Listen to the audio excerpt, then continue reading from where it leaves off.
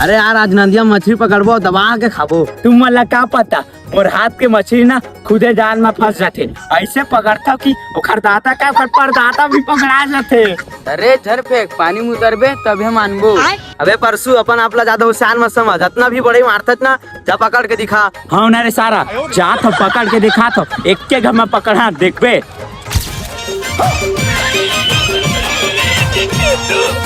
बाप रे, अरे दादा रे। देखे एक के घर में मछली पकड़ करे, अब सारा तुम दोनों जन पकड़ के देखा। हाँ यार ये तो एक हम मछली पकड़ डरी।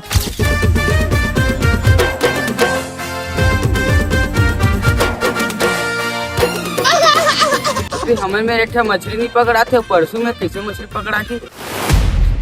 मछली मेरे कैसे आगे मैं चलो उसी पर फेंके रही हूँ, कौन धर के नाली से मेरे एक बार हम मछली धर के तुम बनाने होगा उसी एक पोल में ले आके पोल ला खोल दी। कैसे मरहा मछली धर के नान के कमरत रहे हमारा दिखा कुछ सारी मारत रहे। अरे मिथिलेश ये हमर तेरे होशियारी मार से चल तोरा तो बोझ। अरे दादा रे।